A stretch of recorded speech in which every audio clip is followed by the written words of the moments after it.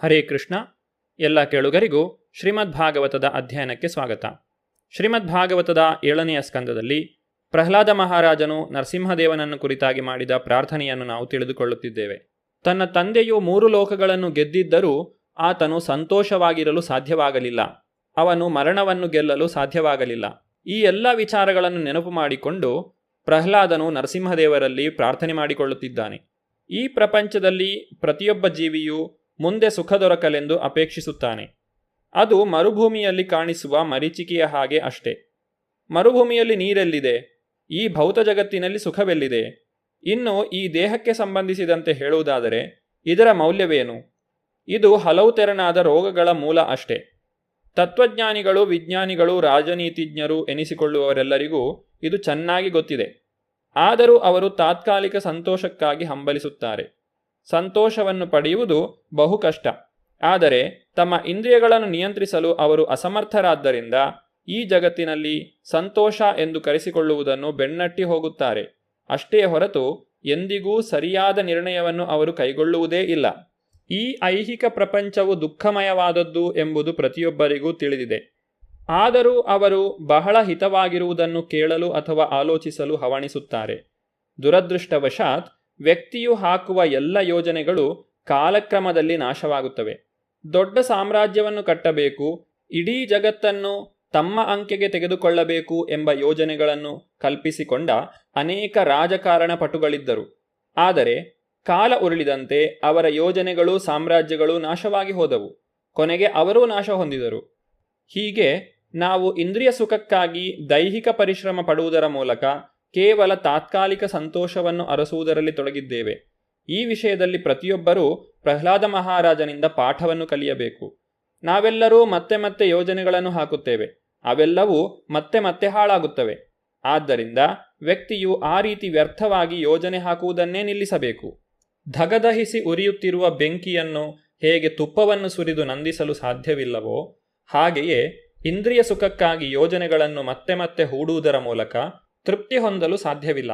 ಧಗಧಹಿಸುವ ಬೆಂಕಿ ಎಂದರೆ ಇಲ್ಲಿ ಭವಮಹಾದಾವಾಗ್ನಿ, ಪ್ರಾಪಂಚಿಕ ಜೀವನವೆಂಬ ಕಾಡುಗಿಚ್ಚು. ಈ ಬೆಂಕಿಯು ತನಗೆ ತಾನೇ ಉತ್ಪನ್ನವಾಗುತ್ತದೆ. ಅದಕ್ಕೆ ಪ್ರಯತ್ನ ಬೇಕಾಗಿಲ್ಲ. ನಾವು ಈ ಪ್ರಪಂಚದಲ್ಲಿ ಸಂತೋಷವಾಗಿರಲು ಬಯಸುತ್ತೇವೆ, ಆದರೆ ಅದು ಎಂದಿಗೂ ಸಾಧ್ಯವಿಲ್ಲ. ಅಂತಹ ಪ್ರಯತ್ನಗಳಿಂದ ನಾವು ಆಸೆಗಳ ದಾವಾಗ್ನಿಯನ್ನು ಇನ್ನಷ್ಟು ಉಜ್ವಲವಾಗಿ ಉರಿಯುವಂತೆ ಮಾಡುತ್ತಿರುತ್ತೇವೆ. ನಮ್ಮ ಕಾಮನೆಗಳನ್ನು ಭ್ರಮಾತ್ಮಕ ಆಲೋಚನೆಗಳಿಂದಲೂ ಯೋಜನೆಗಳಿಂದಲೂ ತೃಪ್ತಿಪಡಿಸಲು ಸಾಧ್ಯವಿಲ್ಲ. ಅದಕ್ಕೆ ಬದಲು ಭಗವಾನ್ ಶ್ರೀಕೃಷ್ಣನ ಬೋಧನೆಯನ್ನು ಅನುಸರಿಸಬೇಕು. ಸರ್ವಧರ್ಮಾನ್ ಪರಿತ್ಯಜ್ಯ ಮಾಮೇಕಂ ಶರಣಂ ವ್ರಜ. ಆಗಲೇ ನಾವು ಸಂತೋಷವಾಗಿರುತ್ತೇವೆ. ಇಲ್ಲದೆ ಹೋದರೆ ಸಂತೋಷದ ಹೆಸರಿನಲ್ಲಿ ನಾವು ದುಃಖಮಯ ಪರಿಸ್ಥಿತಿಯಲ್ಲೇ ಮುಂದುವರಿಯುತ್ತೇವೆ. ಕ್ವಾಹಂ ರಜ ಪ್ರಭವ ಈಶತಮೋಧಿಕೇಸ್ಮಿನ್ ಜಾತಾಸುರೇತಕುಲೇ ಕ್ವತವಾನುಕಂಪ ನ ಬ್ರಹ್ಮಣೋ ನತು ಭವಸ್ಯ ನ ವೈರಮಾಯಾ ಯನ್ಮೇರ್ಪಿತಾ ಶಿರಸಿ ಪದ್ಮಕರ ಪ್ರಸಾದ. ಹೇ ನನ್ನ ಸ್ವಾಮಿಯೇ, ಪರಮಪ್ರಭುವೇ, ರಜೋ ತಮೋಗುಣಗಳಿಂದ ನರಕ ಸಹಜ ಪರಿಸ್ಥಿತಿಯಿಂದ ತುಂಬಿ ಹೋದ ಕುಟುಂಬದಲ್ಲಿ ನಾನು ಹುಟ್ಟಿದೇನಾದ್ದರಿಂದ ನನ್ನ ಗತಿ ಏನು? ದೇವತೆಗಳಿಗೂ ದೊರಕದೆ ಹೋದ ನಿನ್ನ ಕೃಪೆಯ ಬಗ್ಗೆ ಏನು ಹೇಳಲಿ? ನೀನು ನಿನ್ನ ದಿವ್ಯ ಕರಕಮಲವನ್ನು ಅವರ ತಲೆಯ ಮೇಲೆ ಎಂದೂ ಇಡಲಿಲ್ಲ. ನನ್ನ ಶಿರಸ್ಸಿನ ಮೇಲಿಟ್ಟು ಕೃಪೆ ತೋರಿದೆ. ತನ್ನ ಮೇಲೆ ದೇವೋತ್ತಮ ಪರಮಪುರುಷನು ತೋರಿಸಿದ ಅವ್ಯಾಜ ಕರುಣೆಯನ್ನು ನೋಡಿ ಪ್ರಹ್ಲಾದನಿಗೆ ಆಶ್ಚರ್ಯವಾಯಿತು. ಏಕೆಂದರೆ ಪ್ರಹ್ಲಾದನು ಹುಟ್ಟಿದ್ದು ರಾಕ್ಷಸ ಕುಟುಂಬದಲ್ಲಿ. ಅದುವರೆಗೆ ಯಾವಾಗಲೂ ಭಗವಂತನು ಇತರ ದೇವತೆಗಳ ತಲೆಯ ಮೇಲೆ ಕೈ ಇಟ್ಟು ಅನುಗ್ರಹಿಸಿದ್ದಿಲ್ಲ. ಈಗ ಭಗವಾನ್ ನರಸಿಂಹದೇವನು ಪರಮಕೃಪೆಯಿಂದ ಪ್ರಹ್ಲಾದನ ತಲೆಯ ಮೇಲೆ ತನ್ನ ದಿವ್ಯ ಹಸ್ತವನ್ನು ಇರಿಸಿದನು. ಕಾರಣರಹಿತ ಕೃಪೆ ಎಂದರೆ ಇದೆ. ದೇವೋತ್ತಮ ಪರಮಪುರುಷನ ಅಕಾರಣ ಕರುಣೆಯು ಯಾರ ಮೇಲೆ ಬೇಕಾದರೂ ಹರಿದು ಬರಬಹುದು. ವ್ಯಕ್ತಿಯು ಈ ಜಗತ್ತಿನಲ್ಲಿ ಯಾವ ಸ್ಥಾನಮಾನವನ್ನು ಪಡೆದಿದ್ದಾನೆ ಎನ್ನುವುದು ಇಲ್ಲಿ ಮುಖ್ಯವಾಗುವುದಿಲ್ಲ.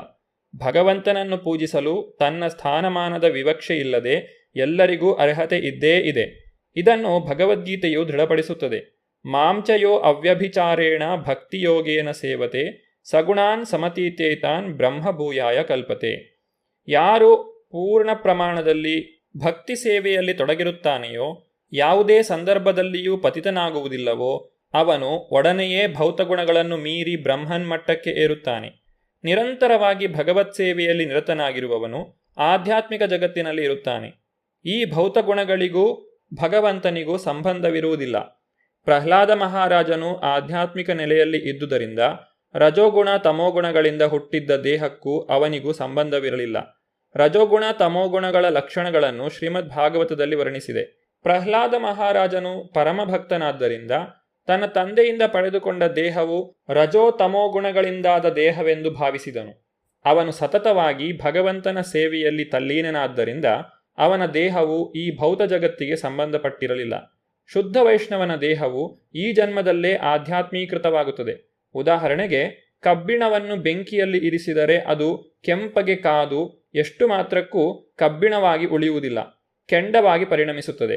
ಹಾಗೆಯೇ ಭಗವಂತನ ಸೇವೆಯಲ್ಲಿಯೇ ಸಂಪೂರ್ಣವಾಗಿ ನಿರತನಾಗಿರುವ ಭಕ್ತರ ಭೌತಿಕವೆಂದು ಕರೆಸಿಕೊಳ್ಳುವ ದೇಹಗಳು ಆಧ್ಯಾತ್ಮ ಜೀವನದ ಬೆಂಕಿಯಲ್ಲಿ ನಿರಂತರವಾಗಿ ಬೆಂದು ಭೌತದ್ರವ್ಯದೊಂದಿಗೆ ಯಾವ ಸಂಬಂಧವನ್ನೂ ಉಳಿಸಿಕೊಳ್ಳದೆ ಆಧ್ಯಾತ್ಮೀಕೃತವಾಗುತ್ತದೆ. ಪ್ರಹ್ಲಾದ ಮಹಾರಾಜನಿಗೆ ದೊರೆತುದಕ್ಕೆ ಸಮಾನವಾದಂತಹ ಭಗವತ್ ಕೃಪೆ ಈ ವಿಶ್ವದ ತಾಯಿಯಾದ ಲಕ್ಷ್ಮಿಗೂ ದೊರಕಲಿಲ್ಲ ಎಂದು ಶ್ರೀಲ ಮಧ್ವಾಚಾರ್ಯರು ವ್ಯಾಖ್ಯಾನ ಮಾಡುತ್ತಾರೆ. ಮಾತೆ ಲಕ್ಷ್ಮಿಯು ಪರಮಪುರುಷನ ನಿತ್ಯ ಸಂಗಾತಿಯೇ ಆದರೂ ಭಗವಂತನ ಮೊದಲ ಒಲವು ಹರಿಯುವುದು ಅವನ ಭಕ್ತರ ಕಡೆಗೆ. ಭಕ್ತಿ ಸೇವೆ ಎನ್ನುವುದು ಎಷ್ಟು ಶ್ರೇಷ್ಠವಾದುದೆಂದರೆ ನೀಚ ಕುಟುಂಬಗಳಲ್ಲಿ ಹುಟ್ಟಿದವರೂ ಕೂಡ ಅದರಲ್ಲಿ ತೊಡಗಿದರೆ ಭಗವಂತನು ಆ ಸೇವೆಯನ್ನು ತಾಯಿ ಲಕ್ಷ್ಮಿಯು ಅರ್ಪಿಸಿದ ಸೇವೆಗಿಂತಲೂ ಹೆಚ್ಚು ಬೆಲೆ ಬಾಳುವುದಾಗಿ ಪರಿಗಣಿಸಿ ಸ್ವೀಕರಿಸುತ್ತಾನೆ. ಬ್ರಹ್ಮದೇವ, ಇಂದ್ರ ಮತ್ತು ಇತರ ದೇವತೆಗಳು ಮೇಲಿನ ಲೋಕಗಳಲ್ಲಿರುತ್ತಾ ಪ್ರಜ್ಞೆಯ ಬೇರೆಯೇ ಆದ ಒಂದು ನೆಲೆಯಲ್ಲಿರುತ್ತಾರೆ. ಆದ್ದರಿಂದಲೇ ಅವರಿಗೆ ಆಗಾಗ ರಾಕ್ಷಸರಿಂದ ಕಷ್ಟವು ಒದಗುತ್ತದೆ. ಆದರೆ ಕೆಳಲೋಕದಲ್ಲಿ ವಾಸ ಮಾಡುತ್ತಿದ್ದರೂ ಭಕ್ತನು ಎಂತಹದ್ದೇ ಸಂದರ್ಭದಲ್ಲಿಯೂ ಕೃಷ್ಣ ಪ್ರಜ್ಞೆಯಲ್ಲಿ ಬದುಕನ್ನು ಸವಿಯುತ್ತಾನೆ. ಪರತಾ ಸ್ವತಃ ಕರ್ಮತಃ, ಅವನು ತಾನಾಗಿಯೇ ಕೆಲಸ ಮಾಡುತ್ತಿರುವಾಗ, ಇತರರು ಬೋಧಿಸಿದಂತೆ ನಡೆಯುತ್ತಿರುವಾಗ ಅಥವಾ ಭೌತಿಕ ಕಾರ್ಯಚಟುವಟಿಕೆಗಳಲ್ಲಿ ನಿರತನಾಗಿರುವಾಗ ಎಲ್ಲ ದೃಷ್ಟಿಯಿಂದಲೂ ಅವನು ಬದುಕನ್ನು ಸವಿಯುತ್ತಾನೆ. ನೈಷಾ ಪರಾವರಮತಿರ್ಭವತೋ ನನು ಸ್ಯಾತ್ ಜಂತೋರ್ಯ ತಥಾತ್ಮ ಸುಹೃದೋ ಜಗತತ್ತಥಾಪಿ ಸಂಸೇವಯಾ ಸುರತರೋರಿವತೆ ಪ್ರಸಾದ ಸೇವಾನುರೂಪಮುದಯೋ ನ ಪರಾವರತ್ವಂ. ಶ್ರೀಮದ್ ಭಗವದ್ಗೀತೆಯಲ್ಲಿ ಭಗವಾನ್ ಶ್ರೀಕೃಷ್ಣನು ಈ ರೀತಿಯಾಗಿ ಸ್ಪಷ್ಟವಾಗಿ ತಿಳಿಸಿದ್ದಾನೆ. ಯೇ ಯಥಾ ಮಾಂ ಪ್ರಪದ್ಯಂತೆ ತಾಂಸ್ತಥೈವ ಭಜಾಮ್ಯಹಂ. ವ್ಯಕ್ತಿಯು ನನಗೆ ಶರಣಾದರೆ ಅದಕ್ಕೆ ತಕ್ಕಂತೆ ನಾನು ಅವನಿಗೆ ಫಲ ಕೊಡುತ್ತೇನೆ. ಶ್ರೀ ಚೈತನ್ಯ ಮಹಾಪ್ರಭುಗಳು ಹೇಳುವಂತೆ, ಜೀವೇರ ಸ್ವರೂಪ ಹಯ ಕೃಷ್ಣೇರ ನಿತ್ಯದಾಸ. ಪ್ರತಿಯೊಬ್ಬ ಜೀವಿಯೂ ಕೃಷ್ಣನ ನಿತ್ಯದಾಸನು. ಜೀವಿಯು ಸಲ್ಲಿಸುವ ಸೇವೆಗೆ ಅನುಗುಣವಾಗಿ ಅವನು ತಂತಾನೇ ಕೃಷ್ಣನಿಂದ ಅನುಗ್ರಹವನ್ನು ಪಡೆಯುತ್ತಾನೆ. ಇಲ್ಲಿ ನನ್ನೊಂದಿಗೆ ಬಹು ಆತ್ಮೀಯ ಸಂಬಂಧ ಇರಿಸಿಕೊಂಡಿರುವ ವ್ಯಕ್ತಿ ಇದ್ದಾನೆ, ಇಲ್ಲಿ ನನಗೆ ಈ ವ್ಯಕ್ತಿಯನ್ನು ಕಂಡರೆ ಆಗುವುದಿಲ್ಲ ಎಂಬಂತಹ ಯಾವುದೇ ವಿವೇಚನೆಯನ್ನು ಅವನು ತೋರಿಸುವುದಿಲ್ಲ. ಪ್ರತಿಯೊಬ್ಬ ಜೀವಿಯು ತನಗೆ ಶರಣಾಗಬೇಕೆಂದು ಶ್ರೀಕೃಷ್ಣನು ಹಿತ ನುಡಿದಿದ್ದಾನೆ. ಸರ್ವಧರ್ಮಾನ್ ಪರಿತ್ಯಜ್ಯ ಮಾಮೇಕಂ ಶರಣಂ ವ್ರಜ. ಭಗವಂತನೊಂದಿಗೆ ವ್ಯಕ್ತಿಯ ಸಂಬಂಧವು ಆ ಶರಣಾಗತಿಗೆ ಹಾಗೂ ಅವನು ಅರ್ಪಿಸುವ ಸೇವೆಗೆ ಅನುಗುಣವಾಗಿರುತ್ತದೆ. ಹಾಗಾಗಿ 3 ಲೋಕಗಳಲ್ಲಿ ಜೀವಿಗಳ ಉಚ್ಚ ನೀಚ ಸ್ಥಾನಮಾನಗಳನ್ನು ಜೀವಿಗಳೇ ಆರಿಸಿಕೊಳ್ಳುತ್ತಾರೆ. ಒಬ್ಬ ವ್ಯಕ್ತಿಯು ತನಗೆ ಭಗವಂತನು ಇದನ್ನು ಕೊಡಬೇಕು ಎಂದು ಒತ್ತಾಯಪಡಿಸುವಂತಹ ನೆಲೆಯಲ್ಲಿ ಇದ್ದ ಪಕ್ಷದಲ್ಲಿ ಅವನ ಅಪೇಕ್ಷೆಗೆ ಅನುಗುಣವಾಗಿಯೇ ವರಗಳನ್ನು ಪಡೆಯುತ್ತಾನೆ. ಮೇಲು ಲೋಕ ಅಥವಾ ಸ್ವರ್ಗಲೋಕಗಳಿಗೆ ಹೋಗಬೇಕೆಂದು ಬಯಸಿದರೆ ಅವನು ಅಪೇಕ್ಷಿಸುವ ಲೋಕಕ್ಕೆ ಕಳುಹಿಸಿಕೊಡಬಹುದು. ಈ ಭೂಮಿಯ ಮೇಲೆ ಒಂದು ಹಂದಿಯಾಗಿ ಉಳಿದುಕೊಂಡಿರಲು ಅಪೇಕ್ಷೆ ಪಡುವುದಾದರೆ ಭಗವಂತನು ಆ ಬಯಕೆಯನ್ನೂ ಪೂರೈಸುವನು. ಆದ್ದರಿಂದ ವ್ಯಕ್ತಿಯ ಸ್ಥಾನವು ಅವನ ಆಸೆಗಳಿಂದ ನಿರ್ಧರಿತವಾಗುತ್ತದೆ. ಅಷ್ಟೇ ಹೊರತು ನಮ್ಮ ಜೀವನದ ಮೇಲುಮಟ್ಟ ಕೆಳಮಟ್ಟಗಳಿಗೆ ಭಗವಂತನು ಹೊಣೆಗಾರನಲ್ಲ. ಇದನ್ನು ಖಚಿತವಾದ ಮಾತುಗಳಲ್ಲಿ ಭಗವಂತನೇ ಭಗವದ್ಗೀತೆಯಲ್ಲಿ ವಿವರಿಸಿದ್ದಾನೆ. ಯಾಂತಿ ದೇವ ವ್ರತಾ ದೇವಾನ್ ಪಿತೃನ್ ಯಾಂತಿ ಪಿತೃವ್ರತ ಭೂತಾನಿ ಯಾಂತಿ ಭೂತೇಜ್ಯ ಯಾಂತಿ ಮದ್ಯಾಜಿ ನೋಪಿಮಾಂ. ಕೆಲವರು ಸ್ವರ್ಗಲೋಕಗಳಿಗೆ ಹೋಗಲು ಬಯಸುತ್ತಾರೆ, ಕೆಲವರು ಪಿತೃಲೋಕಗಳಿಗೆ ಹೋಗಲು ಇಚ್ಛಿಸುತ್ತಾರೆ, ಇತರ ಕೆಲವರು ಭೂಮಿಯ ಮೇಲೆಯೇ ಇರಬಯಸುತ್ತಾರೆ. ಭಗವದ್ಧಾಮಕ್ಕೆ ಮರಳಲು ವ್ಯಕ್ತಿಯು ಆಸಕ್ತನಾಗಿದ್ದರೆ ಅದಕ್ಕೂ ಅವಕಾಶವಿದೆ.